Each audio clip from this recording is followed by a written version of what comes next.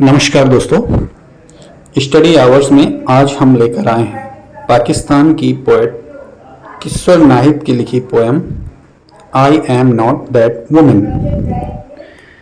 किशोर नाहिद पाकिस्तान की मशहूर उर्दू कवित्री हैं और लेखिका भी हैं।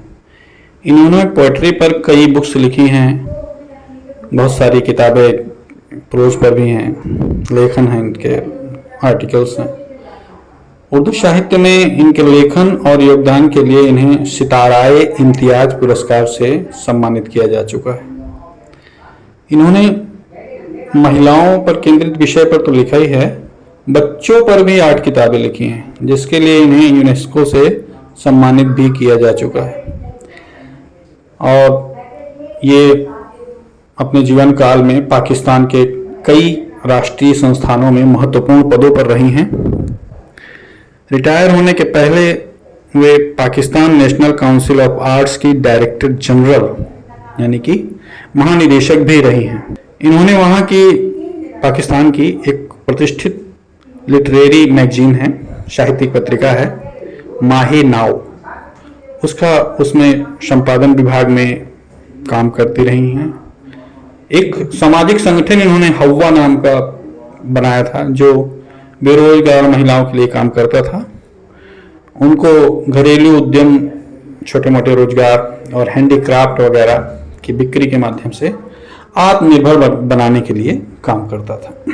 आत्मनिर्भर मीन्स सेल्फ इंडिपेंडेंट। इनका जन्म वर्ष 1940 में भारत के बुलंदशहर शहर में हुआ था। 1940 में भारत पाकिस्तान का बंटवारा के पहले की बात है। तब उनका परिवार बुलंदशहर में रहता था और ये शहर भारत के उत्तर प्रदेश राज्य में है। जब भारत पाकिस्तान का बंटवारा हुआ तो जो वहाँ की परिस्थितियाँ देख करके इनका परिवार 1949 में बुलंदशहर छोड़ करके पाकिस्तान के लाहौर शहर में बस गया। भारत पाकिस्तान के बंटवारे के समय महिलाओं और बच्चों पर हुए जो अत्याचार इन्होंने देखा था, उससे इनके मन में बड़ा एक दर्द उमड़ा था और जिंदगी भर वो जो छवियां थीं उस समस्याओं की, परेशानी की, पीड़ा की, वो उनके दिमाग में छपी रहे। इसके बाद फिर खुद भी अपनी पढ़ाई के लिए इन्हें बहुत संघर्ष करना पड़ा। अपने आप घर में पढ़कर किसी तरह से इन्होंने छोटी क्लास से पार की। आगे की पढ़ाई के लिए घर वाले, परिवार वाले तैयार नहीं थे, माता पिता और अन्य बड़े लोग। लेकिन इनके बड़े भाई थे एक सैयद इफ्तिखार जैदी, उन्होंने इनको पढ़ने के लिए प्रोत्साहन दिया और उनकी मदद से इन्होंने लाहौर की पंजाब यूनिवर्सिटी में बीए किया। इसके बाद इकोनॉमिक्स विषय लेकर के एमए पूरा किया। वहीं इनका परिचय एक इनके मित्र थे और वो कवि भी थे, यूसुफ कामरान। उनसे इन्होंने शादी भी की और बच्चे भी उनसे हुए। जो दर्द और संघर्ष इन्होंने अपने जीवन काल में बचपन से लेकर के अब तक झेला था और साथ ही साथ अपने समाज की महिलाओं को झेलते हुए देखा था, उन सब कारणों से उनको देख करके इनके अंदर जो भावनाएं थी वो इनके कविताओं में दिखती है, लेखों में दिखती है। और यही कारण है कि जो इनका साहित्य है उसमें नारीवादी भावनाएं, फेमिनिज्म बढ़ चढ़ करके दिखता है।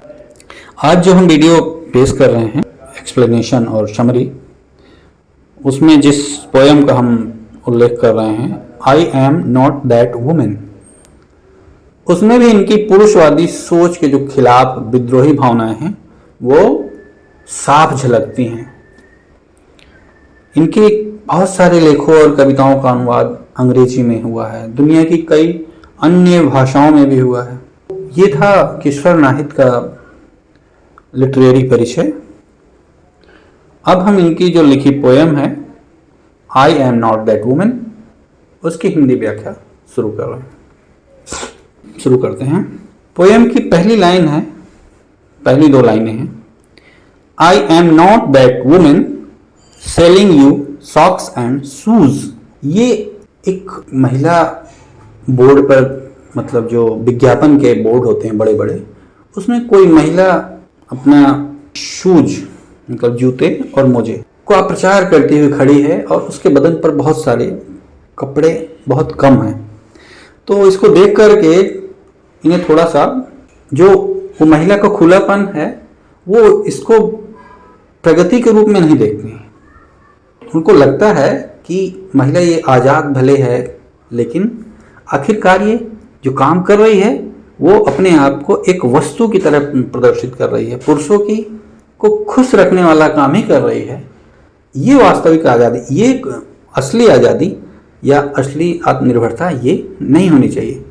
जिस तरह से महिलाओं का बंधन में रहना सही नहीं है, गुलामी में सही नहीं, उसी तरह से ये एक मानसिक गुलामी है, ये पुरुषों की सोच को खुश रखने की जो है।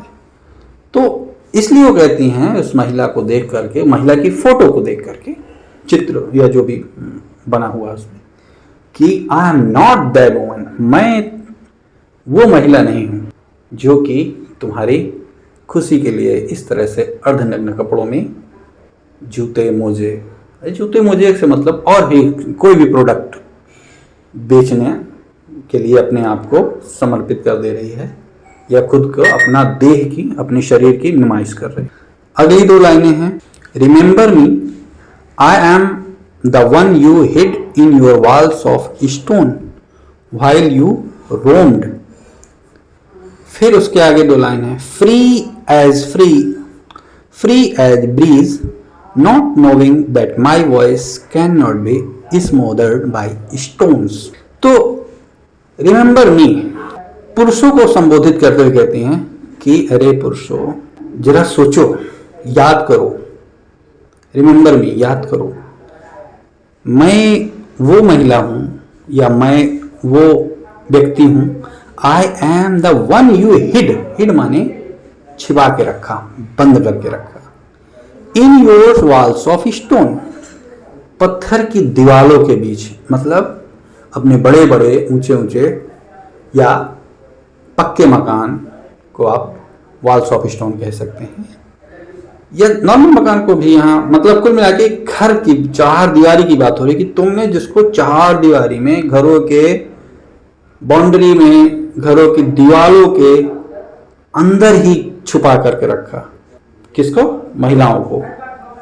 मी ये जो कह रही है रिमेंबर मी मतलब मुझे छुपा के रखा, तो मैं अपने आप से ये एक पूरे महिलाओं के समूह की या महिलाओं के वर्ग की बात कर रहे हैं जिन्हें मैं अपनी प्रगति के लिए बाहर नहीं निकलने दिया गया और उनको अपनी प्रतिभा को दिखाने के लिए या विकसित करने के लिए कोई मौका नहीं दिया गया। तो उसके इसी के लिए लाइनें हैं, remember me I am the one you hid in your walls of stone. आगे है while you roamed free as breeze, मुझे तो दीवार में मतलब मुझे तो घर के अंदर चार दीवारी के अंदर बंद करके रखा, लेकिन खुद तुमने क्या करते, तुम रोम्ड बड़ी आराम से टहलते रहे, फ्री एज द ब्रिज, जैसे हवा पानी मतलब सॉरी हवा जहां मर्जी अपना आती जाती रहती है। ब्रिज जो सुबह की हवा होती है, सुबह जो चलती है सूर्य उगने के पहले और बड़ी मधुर और सुहावनी होती है, वो उसको ब्रिज कहते हैं, वो जो हवा होती है सुबह। तो मुझे बंद करके रखा घर में और खुद जो है मर्जी से इधर उधर खूब आवारा हवा का झोंका हूं की तरह टहलते रहे। Not knowing that my voice can not be smothered by stones, not knowing, तुम्हें तो पता ही नहीं था या तुम्हें कभी ख्याल ही नहीं आया कि my voice can not be smothered माने किसी चीज को अवरुद्ध कर देना, रोक देना, बंद, कि ये वॉइस, ये जो आवाज है, ये इन दीवारों से, स्टोन्स का मतलब यहाँ पर दीवारों से सुन, कि ये इन दीवारों से बंद होने वाली नहीं है और ये बाहर निकलेगी, जो कि जैसा कि मैंने किया, मैंने घर की चार दीवारी से बाहर निकल करके बाहर अपना टैलेंट आजमाया और विकसित किया और अपना जीवन अपने हिसाब से जिया। तो ये और यही आज की जो आधुनिक नारी है उसका भी यही रवैया है और होना चाहिए। अगली चार लाइनें हैं, I am the one you crushed with the weight of custom and tradition, not knowing that light can not be hidden in darkness. तो पहली लाइन देखिए, पहली दो line, I am the one you crushed, मैं वो व्यक्ति या वो समूह हूं या वो वर्ग हूं जिसको तुमने, मतलब महिलाओं को, क्रश्ड, चूर करके, दबा करके, तोड़ करके रख दिया। कैसे? With the weight of custom and tradition, तुम्हारे जो रीति रिवाज और परंपरा, इनके वजन से, इनके भार से तुमने मुझे क्रश करके, पूरा दबा करके, चूर चूर करके रखा। नॉट नोइंग, क्योंकि सारे रीति रिवाज मेरे बंधन के लिए ही थे, मुझे नुकसान पहुंचाने वाले ही थे। Not knowing that light can not be hidden in dark, तुम्हें क्या पता था, या तुम्हें ये भी ख्याल नहीं आया कि that light can not be hidden in darkness, कि वो जिसके अंदर लाइट हो, या लाइट को, प्रकाश को कभी भी अंधेरा छुपा के नहीं रख पाया, दबा के नहीं रख पाया। महिलाओं में भी एक अगर जिस प्रकाश होता है, उनके अंदर जो ज्ञान है, उसको अंधेरे में कब तक छुपा के रखा जाएगा, मतलब वो कभी न कभी निकल करके तो आएगा ही। और वो आया, जैसा कि मैंने भी किया और अन्य जो मॉडर्न सोच की महिलाएं हैं और जो विकासवादी डेवलपमेंट का रवैया रखती हैं, उन्होंने ऐसी रीति रिवाजों को तोड़ा है और अपने आप को और अपनी प्रतिभा की जो लाइट है, प्रतिभा का जो प्रकाश है, टैलेंट का, उसको उस अंधेरे के बावजूद उससे निकल करके आई हैं और अपने आप को साबित की। खैर, अगली line, remember me, I am the one in whose lap you picked flowers and planted thorns and embers, not knowing that change can not smother my fragrance. ध्यान रखो, पुरुषो, सोचो, ध्यान दो, किस बात पे? I am the one in whose lap you picked flower, मैं वो हूं, मतलब मैं उस समूह से आती हूं, मेरी वो जरूरत है यहाँ तुम्हारे लिए कि तुम, मेरा जो तुम्हारे जीवन में योगदान रहा है वो बता रहे हैं कि I am the one in whose lap you picked flowers, जिसकी गोद में तुमने बैठकर, या मतलब उसके पास में रुक करके, यू पिक्ड फ्लावर, जिसके पास में बैठ करके तुमने फूल चुने हैं। किसके लिए? मतलब मेरा साथ लेकर अपने लिए तुमने आरामदायक जीवन चुना है। फ्लावर्स मतलब आराम चुना है, लेकिन एंड प्लांटेड थॉर्न्स एंड एम्बर्स, और मेरे लिए क्या छोड़ा, मेरे लिए क्या लगा दिया? थॉर्न्स एंड एम्बर्स, कांटे और अंगारे। देखिए, अपने लिए तुमने क्या किया? पिक्ड फ्लावर, मतलब आराम का जीवन जिया मेरे साथ रह के, और मुझे क्या दिया?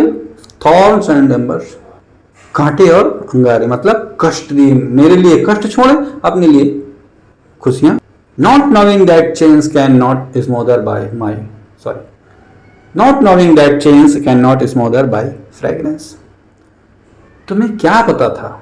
नॉट नोइंग, तुम्हें ख्याल ही नहीं था इस बात का कि that change can not smother my fragrance. तो ये जो तुमने जो बंधन, चेन माने जंजीर, तो ये जो जंजीर तुमने लगा, मतलब मेरे टैलेंट पर और मेरी प्रतिभा पर और मेरे विकास के अवसरों पर लगा रखी थी, तुम्हें इस बात का ख्याल ही नहीं था, can not smother my fragrance, किसी जंजीर के माथे, किसी जंजीर से मेरी फ्रेग्रेंस, जो मेरी सुगंध है, ये काहे की सुगंध? मेरे जो टैलेंट की सुगंध है, मेरे जो प्रतिभा की, जो मेरी क्षमताओं की सुगंध है, उससे कैन नॉट स्मोदर, उसको तो कोई रोक ही नहीं सकता, उसे कोई बंद करके कैसे रख सकता है? कोई जंजीर प्रतिभा की को दबा करके नहीं रख सकती, ना प्रतिभा की सुगंध को, या प्रतिभा की जो ख्याति, जो उसका यश, कीर्ति, उसे कौन जंजीर रोक पाए? अगली लाइन में है, आई am the woman whom you bought and sold in the name of my chastity, not knowing that I can't walk on water when I am drowning. I am the woman whom you bought and sold.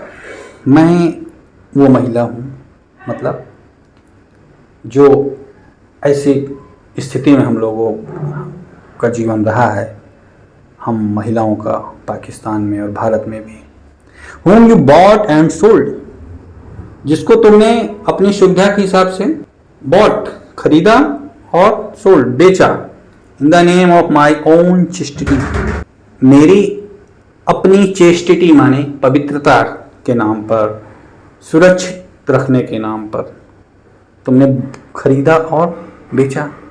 यहाँ खरीदा और बेचे का मतलब ये है कि जिस समाज में किशोर नाहिद आती थी, मुस्लिम समाज से थी, और जहाँ वो पहले भी रहती थी, हिंदू समाज, दोनों जगह महिलाओं को विवाह के समय, हिंदुओं में तो विवाह के समय दहेज दिया जाता है, और जो मुस्लिम कम्युनिटी होती है उसमें एक मैहर नाम की प्रथा होती है, मेहर। उसमें जो पक्ष शादी करता है लड़के वाला, वो महिला जिस लड़की से शादी होनी होती है उसको, उसके लिए एक रकम अदा करता है, और अगर कभी बाद में विवाह का उनका साथ छूटता है, जैसे तलाक होता है, तो वो रकम उनको लौटानी पड़ती है। क्या तो ये जो प्रथा है, इसमें एक खरीदने और बेचने की जो भावना है वो उसको दिखती है कि मुझे तो जो आदमी पैसा दे के गया उसको दे दिया। तो ये इनके घर की बात अलग है, पर एक पूरे समाज में भी उस समय ऐसा रहा हो कि बड़े बड़े लोग पैसा दे करके या ले करके लोग ब्याह कर देते रहे होंगे। तो उसको उन्होंने ये उसी घटना को या उस तरह की जो परंपराएं हैं उस पर ये सवाल उठाती हैं कि तुम तो मुझे अपनी सुविधा के हिसाब से ले दे करके चाहे जिसके साथ ब्याह करते रहे, चाहे जिसको वो करते रहे, जिसके घर में मुझे भेज दिया, मेरी पसंद नापसंद का कोई ख्याल ही नहीं रखा। Not knowing that I can walk on water when I am droning. तुम्हें क्या पता था, तुम्हें इस बात का ख्याल ही नहीं था, तुमने सोचा ही नहीं था। आई can walk on water when I am droning, मतलब मैं अगर डूब रही हूँ तो मैं पानी पर भी चल सकती हूँ। अब ये थोड़ा अजीब लगता है यहाँ पर कि पानी पर कोई कैसे चल सकता है, लेकिन इसका कहने का मतलब ये कि अगर मैं किसी घोर मुसीबत में हूँ, मतलब महिला अगर किसी घोर मुसीबत में है, ड्रोन माने होता है डूबना, I can walk on water, तो मैं पानी पर भाग सकती हूँ। पानी के भाग का मतलब है कि मैं अपनी पूरी कोशिश करके उससे निकलने की प्रयास कर सकती हूँ, निकल भी सकती हूँ। इसका कहने का ये मतलब है कि मैं समस्याओं से निकलना भी जानती हूँ। अगली लाइनें हैं, I am one you married off to get rid of burden, not knowing that a nation of captive minds can not be free. मैं वो हूं या उस समूह से हूं तुम्हारे साथ के, वन यू मैरिड ऑफ, जिससे तुमने विवाह किया तो भी अपने फायदे के लिए किया। कैसा? To get rid of a burden, अपनी समस्याओं से अपनी बोझ को घटाने के लिए। गेट रीड ऑफ मीन्स छुटकारा पाने के लिए तुमने विवाह किया कि तुम्हारे घर का काम कौन करेगा, तुम्हारे काम पर जाने पर कौन देखेगा, घर में तुम्हारे घर वालों को कौन देखेगा। तो तुम्हारे ऊपर कुछ जो जिम्मेदारियां थी, बोझ थी, उससे निपटने के लिए तुमने मुझसे विवाह किया कि ये बाकी बर्डन जो मेरे हैं, वो मेरे जो भार हैं जीवन के, वो इस पर छोड़ दूंगा,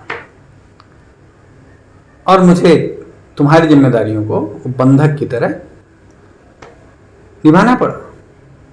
तब भी नॉट नोइंग, तब भी तुमने नहीं सोचा, तुम्हें ख्याल नहीं आया इस बात का, तुमने इस बात पर विचार ही नहीं किया कि that a nation of captive minds can not be free,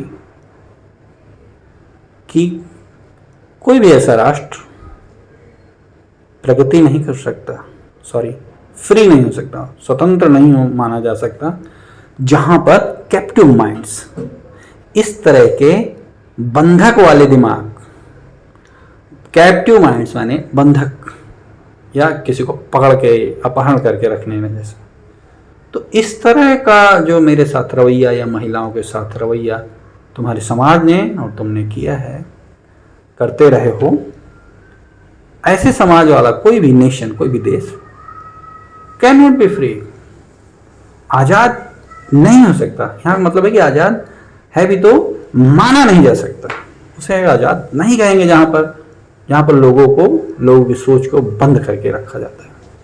I am the, अगली लाइनें हैं, I am the commodity you traded in, my chastity, my motherhood, my loyalty, now it is time for me to flower free. मुझे तुमने commodity माने वस्तु या सामान की तरह व्यवहार किया मेरे साथ में, और क्या किया, you traded in my chastity, कभी तुमने मुझे बेचा चेस्टिटी के नाम पर, पवित्रता के नाम पर, कभी तुमने मुझे बेचा माई मदरहुड, बेचा क्या मतलब व्यापार, मेरी मातृत्व के नाम पर कभी मेरा व्यापार किया, कभी माई लॉयल्टी, कभी मेरी जो स्वामी भक्ति है, वफादारी है, उसको तुमने बेचा। बेचा का मतलब अगर आप किसी को सौंप देते हैं कि भाई विवाह कर दिया, अब ये लड़की अपने घर रहेगी, इस डर के मारे तुमने किसी को लेन देन करके दे दिया। माई मदरहुड, कभी संतान के लिए खरीदा बेचा गया, कभी मेरी वफादारी के लिए खरीदा बेचा गया। Now it is time for me to flower free, अब वो समय आ गया है कि मैं फ्लावर फ्री हो जाऊं। फ्लावर फ्री का मतलब फूलों से फ्री होना नहीं है, फ्लावर फ्री का मतलब जो ये सजावट है, मुझे जो सजी धजी गुड़िया की तरह मेरे साथ व्यवहार किया जा रहा है, उस छवि से निकलने का टाइम आ गया है कि मैं सिर्फ सजी धजी गुड़िया नहीं हूँ, मैं भी तुम्हारी तरह टैलेंटेड हूँ, तुम्हारी तरह मैं विकास कर सकती हूँ, और तुम्हारी तरह मैं नेतृत्व भी दे सकती हूँ। इसलिए अंतिम लाइनें हैं फिर से कविता की, the women on that poster half naked selling socks and shoes, no no I am not that women. ये जो पोस्टर पे जो, अब ये शुरू में हम जब कविता की जब स्टार्टिंग में भी यही बात थी, वहाँ भी पोएट ने कहा था कि I am not that women selling you socks and shoes, मतलब मैं उस तरह की महिला नहीं हूं जो पुरुषों को खुश रखने के लिए अपनी शरीर की नुमाइश करके जूते, मोजे, कपड़े या अन्य चीज कुछ भी बेचती है। तो इन्हीं जो शुरू की लाइन है उसी के लास्ट में भी उन्हीं लाइनों का सपोर्ट है कि the woman on that poster, उस पोस्टर में जो महिला है ना, हाफ नेक्ड, अधनंगी, मतलब जिसके शरीर में कम कपड़े हों, सेलिंग सॉक्स एंड शूज, मोजे और जूते बेच रही है। बेच क्या रही है? बेचने में मदद कर रही है, क्योंकि वो विज्ञापन कर रही है, एडवर्टाइजमेंट कर रही है। नो नो, नहीं नहीं, आई एम नॉट दैट वुमेन, मैं इस तरह की भी महिला नहीं हूं जो पुरुषों को खुश रखने के लिए अपने शरीर का इस्तेमाल होने दे। मेरे ख्याल से ये भी असली प्रगति नहीं है, और मैं ऐसी महिला नहीं बनना चाहती, या महिलाओं को मैं इस दृष्टिकोण से जीते हुए भी नहीं देखना चाहती। उन्हें अगर घर में गुलाम बना के रखा गया, बेचा गया, एक पुरुषों की सुविधा के लिए इस्तेमाल किया गया, अगर वो सही नहीं था तो ये भी ठीक उन्हें नहीं लगता, कि उन्हें लगता है कि ये भी एक मानसिक गुलामी का लक्षण है। तो इसके साथ ही इस पोयम, किशोर नाहिद की जो पोयम है आई एम नॉट दैट वुमेन, इसकी समरी और हिंदी एक्सप्लेनेशन खत्म होता है। अगली वीडियो में हम फिर हाजिर होंगे एक नई पोयम का एक्सप्लेनेशन लेकर। अगर ये वीडियो आपको अच्छा लगा हो तो लाइक करें, शेयर करें और सब्सक्राइब जरूर करें। धन्यवाद।